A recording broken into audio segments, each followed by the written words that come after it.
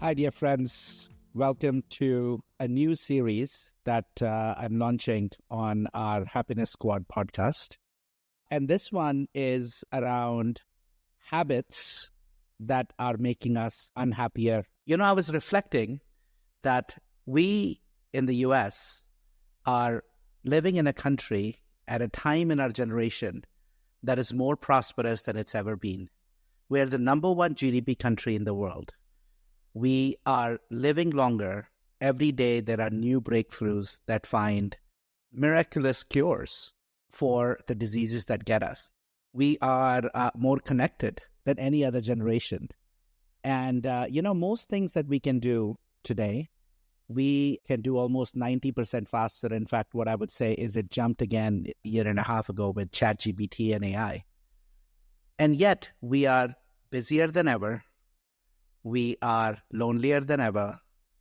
We are struggling with the years that we have won back because so many of us struggle with chronic ailments that are lifestyle related. But worst of all, we are more stressed. We are more anxious. We are less satisfied with life. I don't know if you saw the recent report from Gallup, the World Happiness Report. They publish it every year. You'd be shocked to know, or maybe you won't, that in the US, we are down to number 23rd, down from 15th in 2023 in the 2024 report. And what's really dragging that down actually is how unhappy or less satisfied with life our younger adults are, specifically those between 15 and 24. That number, in terms of our ranking around life satisfaction and happiness for that group, we are number 62. And so I started getting curious about how we are living in this world, which is at complete opposites to we are so prosperous, and yet we are struggling. And I started getting curious about in what way might we be making unhappiness a habit rather than habits that make us happier. And so in this series, what I want to do is cover 2-3 habits which I'm calling the unhappiness habits that we have picked up over the last 20-25 years that are really at the heart, I find, of so much lower life satisfaction, the driver of stress in our lives, and unhappiness. So let's start with the first one. Now, if you are listening, think about this. How many of you use your phone as an alarm clock or sleep with your phone right next to you? Now, if you are like the average American, 89% of you check the phone within 10 minutes. In fact, 66% of you probably sleep with your phone somewhere very close to you. Now, what happens and why is this a habit that is an unhappiness habit? Well, let's think about, how we have really changed and overridden the natural rhythms of nature of how we go to sleep and when we wake up. So first, let's look at the ill effects of actually what happens when we check phone the first time. First thing when we wake up. Right when we wake up, most people use it to check their emails or go to Instagram or check news. Well, what is filled in news today? Negative news, a war here, a killing there, inflation data that's worrying us. The news is filled with sensational because negativity sells. If you go to Instagram, we are instantly brought to face with, people's near perfect life. Rainbows, unicorns, perfect beaches, perfect bodies, and we wake up feeling not that good about ourselves. Or maybe you're like most corporate, where the first thing you do is you look at your email, and right away, you let all the troubles of your work and others people's agenda for you enter into your brain. Minutes after waking up from a deep restorative, hopefully sleep, we have put ourselves into a fight, flight, or freeze response, a sympathetic nervous systems that get activated, and that continues throughout the day. Now, think about this, friends. That moment when we wake up is so precious. And proven by so much research that it's this liminal period between the unconscious when we are deep asleep to the conscious when we wake up. It's this beautiful period of creativity because, it's the time when things are just starting to spark and these lateral ideas come to us. In fact, it is one of my most creative periods. And we just give that power away. We give away that opportunity to be creative and to gently let nature wake us up from a deep restorative state to where we want to be. So my invitation, dear friends, is to try this experiment. For a week or 2 weeks, leave your phone outside of your bedroom, maybe even on one floor below, maybe in your living room. Get a normal alarm clock, the old ones which are digital. And when you wake up, see if you can just lie in bed for 5 minutes. Just be in that beautiful stage between sleepiness and wakefulness. And notice what happens for you. When you wake up, see if you can set an intention for how you want to meet that day. Maybe you want to decide to meet it with gratitude. Maybe you can meet it with curiosity. Maybe you can decide to meet it with love. Maybe you can choose to meet it with compassion. But set an intention for how you want to be. And then go about your day. And notice at the end of the day, at the end of the week, at the end of 2 weeks, how are you feeling? What's present for you? Are you noticing any reduction in stress and improvement in life satisfaction? So that's habit number 1. Now think about this, friends. It is such a new habit because 25 years ago, these cell phones didn't exist, which had email. So it's something that we've all have picked up over the last 15, 20 years. And now we say we can't live without them, but we can. And only when we go back to living in rhythm with nature, only when we can take control back for those beautiful periods in the morning, can we rewire away from fear and keeping these fight, flight, freeze circuits in our bodies a bit more at rest till this day goes. We hope you're enjoying this episode. If you'd like to start building habits and integrating the Hardwired for Happiness practices into your life, come check out Rewire, our program on the Happiness Squad website. Rewire contains 30 5-minute micro practices that can help you truly build habits for a happier, healthier life filled with more love and meaning. The program uses the science of habit formation and the power of community to support you in moving from knowing to doing to being. Now, back to the episode. Now, let me talk about the second habit that we have picked up or accentuated in the modern times. And that's the habit of comparison. Now, look, we've always compared ourselves to others. I'm sure cavemen looked at the person next to them and saw if his cave was bigger, had more things in it, because back then it was a survival instinct. And if he had more than you, the chances of him finding a mate and passing on the genes were higher. Fast forward, we started comparing ourselves to our neighbors. And, there's this research that shows that it doesn't matter how much money you make, right? It matters, you compare yourself to how much money or how big of a house or the latest car that your neighbors get, that immediately bring on this comparison. So we always had that. It's been in our periods, but what's happened now? We went from the person next door, cave, to the neighborhood. To who are we comparing ourselves to now? With our addiction to social media, Facebook, Instagram, Twitter, YouTube, we are constantly comparing ourselves not just to our neighbors, but to the whole world. We are constantly seeing what others have versus what we don't have. In those moments, we forget that Instagram life is not life. It is the most perfect version of the life. Those people who are posting the best times that they are having also have the worst times or not so good times. They all have struggles. But they're not posting about that, dear friends.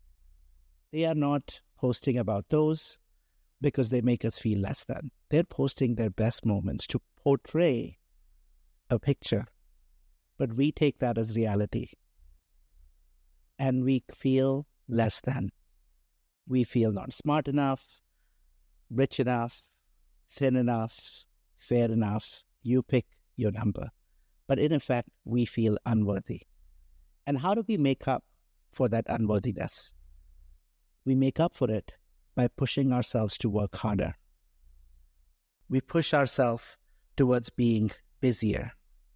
We live from that place of satisfaction, dissatisfaction, and we convince ourselves that this is actually doing us good. We should want more and more. But friends, recognize this. For a moment, think about your own life and your own experiences and notice that our desire within, our hunger within is not for more, it's for all. And if we have to find happiness, if we have to find satisfaction, we have to control our wants.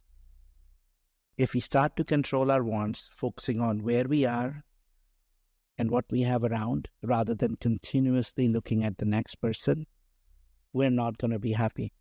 Even though we have so much more than every generation that lives before, we have more than our parents and our grandparents. The comforts and the luxuries we enjoy were not even enjoyed by kings and queens of yesteryears. And by the way, if you are going to compare yourself, here's a different habit to try. Compare yourself to those who have less than you. If you feel that your house is not big enough or comfortable enough, compare yourself to those who are in Gaza or in Ukraine, who don't even have a house, who are living in tents. If you find yourself in a space where do you feel that you don't have the best school, and that if you had money, you could send your kids to a better school, think about how many in the world have no access to school at all. If your leg is hurting or if you've broken your leg, think about all those who in service, so many servicemen and others who don't have legs at all, who lost them trying to protect us. So we can always find friends, so many around us, who are less blessed, who have less than us in so many aspects.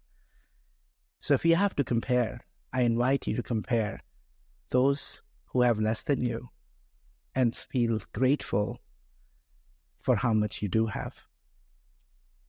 Now here's my third practice, the third unhappiness habit.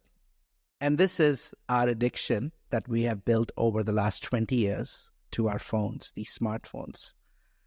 I'm reminded there was this movie that came out. It was a Batman movie. It was a terrible Batman movie, but it had the character Riddler. And Riddler had created this device that used to go on top of the TVs, and it used to literally suck the brainwaves out of people and take all of their intelligence. I think the smartphones are a version of that. In a recent study that was published in CBS, it was done by reviews.org, when they looked at American usage of cell phones, they found in 2023 that on average, we check our phones 144 times a day. Now think about that number. If you assume we wake up at 6 and go to bed at 9, so approximately 16 hours, right? 6 to 10, about 16 hours. That means we're checking our phone 9 times every hour. That's like once every 6 minutes. That's how much we are addicted to our phones. 15 years ago, if you were waiting in Six Flags, I remember it was about 20 years ago, actually, that I first went to a Six Flags. I had moved to the US in 97. Around 99, 2000, I had a chance to go to a Six Flags, and I loved it. But one thing that was very clear when I was there, I reflect back to that moment. There were long queues. And what did we do when we were standing in queues? We looked around. We talked to the neighbors behind. We exchanged stories. We connected. We noticed the beauty around us when we went for a hike outside. Yes, we had to carry extra cameras because our phones didn't have cameras, but we were present. When we went out to restaurants, we could connect to our spouses, to our kids, because there were no iPads and there were no iPhones that took our attention away. But now, even when we wait for 2 minutes in an elevator ride up, we pick out our phones. When we wait at a red light, we pick up our phones. In fact, a large number of adults, actually, and teenagers, are so anxious if the phone is not with them. It's almost like they've become like our oxygen-breathing devices. We can't survive without oxygen, but friends, we can survive without phones. Now, let me tell you why it's a big deal and why we need to rewire and reprogram and break this habit and actually create a habit of more breaks. A recent study done by Microsoft showed the effects of when we are in back-to-back meetings, or in effect when our mind is not getting a break at all. How stress accumulates, how our focus diverts. Our brains, just like our bodies, are not meant to be constantly on. If we don't create breaks, we don't give a chance for our parasympathetic systems to come back online, to tamp down and create rest recovery that we so badly need. Because think about when we are on the phone, what are we taking in? Again, majority of the news that is negative, and we're not giving the brain a chance to relax.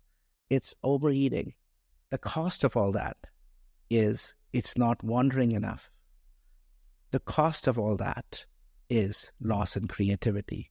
The cost of all that is the level of exhaustion that we feel at the end of the day. So instead of constantly checking your phone, I invite you to create, even if it's 1 or 2 minute breaks throughout your day, maybe every couple of hours. If you can make it 5 minutes, great. Put your phone away, close your eyes, and take 4 or 5 deep breaths. Breathe for a minute, 2 minutes, 5 minutes. Just notice breath going in through your nose, going out through your nose. Or go for a mindful walk if focusing on breath is hard for you. Take every step mindfully. Notice things around you. Notice the different colors of green. Notice the flowers. Notice things around. Just start to train your brain to be more in the present moment. By the way, if you start to do that, 1, you're starting to override your dopamine addiction. But you're also, through this cycle, creating more rest and recovery, recharging yourself throughout the day. There's one other hack that I picked up that I wanted to share with you that has helped me a lot. So there is a setting in almost all smartphones where we can actually make the screen black and white. See, the behavioral scientists working at the tech companies are really, really smart about colors and notifications and pings. Try putting your phone back in gray mode and see if it results in you wanting to pick up the phone less. It did for me. Hopefully, friends, these tips were helpful and you share my perspectives on how these habits that we have picked up are making us unhappy. I would love to hear from you. I would love to hear your thoughts on these unhappiness habits or other unhappiness habits like these that are that are the source of your unhappiness. These are things that are making you unhappy. These are ways in which you're making unhappiness a habit. I would love to hear from you. We usually post these on LinkedIn. Comment on those. Share this podcast and episode with others. I think we have to break together these habits that are making us unhappy and instead build happier habits. And I hope you'll join me in this journey. I'll release more of these short series where I highlight more and more of these unhappiness habits. But I would love to hear from you on which are your habits that are making you unhappy. Thank you and have a great day. That wraps up another episode of the Happiness Squad podcast. We hope you found the insights actionable to enhance your journey towards happiness and fill your life with more joy, health, love, and meaning. Please consider leaving us a review and share the podcast with anyone in your professional or personal life who you feel will benefit from some of these very insights. It's a really simple way to extend support and spread positivity.